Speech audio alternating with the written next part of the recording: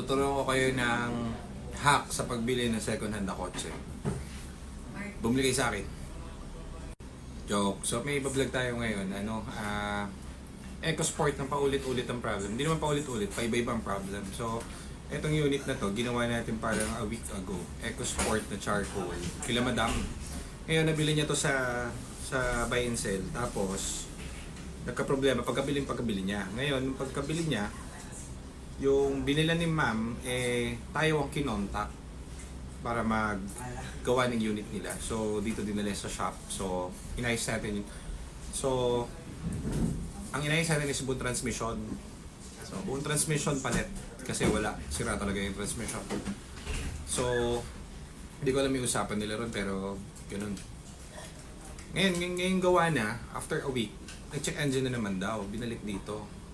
Problem dahil gawa na yung transmission, chinek namin yung OBD. Ang problem naman is makina. So hindi dito galing yung unit eh. So kami kasi ang 40 namin is Ford. So bago namin i-release lahat, every parts niya, TCM, clutch, actuator, engine, and ano ba to? Mga cooling system. Siyempre dahil Ford at paulit-ulit namin binibenta. Ano namin yan, gamay na namin. So, ito kasi, kumbaga, kawawa yung nakabili kasi laki na nagastos niya. Kumbaga, hindi namin hawak yun. Hindi naman namin pwedeng palitan lahat ng parts niya, di ba? So, naging problem na naawa ako dahil yung nakabili, bugbog sa gastos. So, ginawa namin yung transmission. Ngayon, iba naman ang sira. Hindi na siya transmission kasi drive niya na, malaya na siya nakarating. Ang naging problem naman is tawag dito, engine. So, masaklap, masalimuot at magastos. Kaya akala nung iba na stereotype, sirain yung Ford. Hindi nila makita na yung binili kasi nila is sira talaga. So, ngayon, binili nila sira talaga. Need solution yung nabili nila. Sila ngayon nagpapaayos. So, masakit kasi mahal niya yung magastos niya. So, tulungan na lang natin siya. So, papakita ko sa inyo yung unit niya.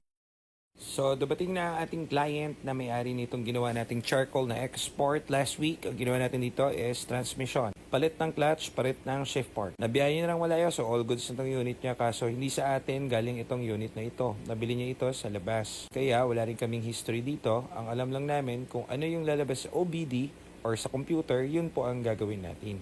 Matapos lahat gawin ito, syempre di natin kailangan pakialaman yung engine kasi wala naman siyang code or error sa engine niya.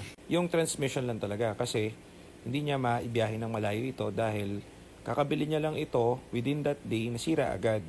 Oy, disclaimer lang, hindi sa amin nabili ito guys ha. So syempre dahil hindi sa amin ito nabili, dito niya pina-repair sa atin. Kabisado natin, syempre dami na nating nabentang EcoSport at Fiesta. Medyo maalam na tayo or marunong na tayo at kabisado na natin ito. Kaya sa mga nagbabalak bumili ng EcoSport at Fiesta, make sure yung bibili nyo is gawa para hindi kayo ang magpapagawa.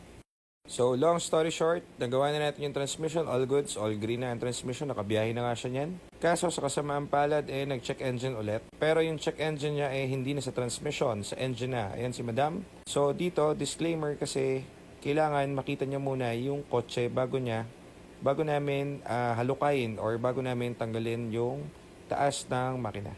Ang problem kasi nakita nung mechanic natin na si Kuya Edu na nagalaw na yung engine nito or na-overhaul na dati. Okay naman yung nag-overhaul kasi gumagana naman at tumatakbo naman ito dati. Kaso lang, yung cause kung bakit tumalon, ang problem kasi nito is tumalon yung timing belt. Kaya nagtataka kami, yung pagbalik ni client, nanginginig yung engine. So remember, transmission lang ang ginawa natin dito. Kung ano lang yung sira niya or kung ano yung nakakode sa computer. So sa kasamaan palad, bumalik ulit siya kasi nag-check engine. Yung engine niya is tumalon ang timing. Kaya nanginginig at parang tutukod na ang barbula. Sa case nito, nagpagawa na siya sa atin. Ako yung nangihinayang kasi hindi ako sanay sa ganitong scenario. Kasi I feel yung client na nagastusan na ng nagastusan, kabibili niya lang yung unit niya. Kaso wala naman choice kundi ipagawa yon kasi magiging worse yung problem niya kung ipipilit natin sa murang paraan.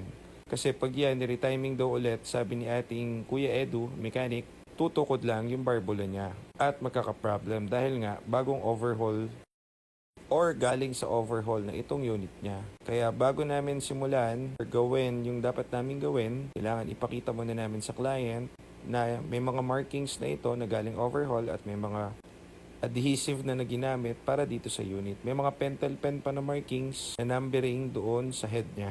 So, syempre, as a disclaimer at para alam din niya kung ano yung gagawin natin, transparent tayo dito sa shop, papakita muna natin.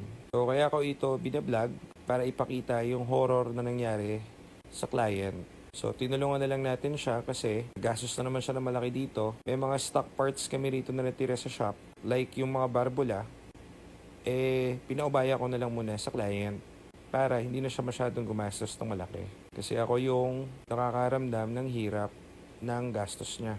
Sa dami kong nabentang EcoSport at Fiesta, wala kaming ganitong issue. Kaya ginagalingan natin sa makina at sa transmission.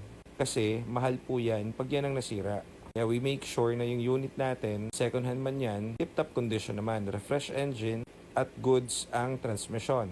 Kaya thankful po ako sa mga nagvi-visit sa shop at nagsasabi sa amin, sa akin, gusto nila sa amin makabili ng unit.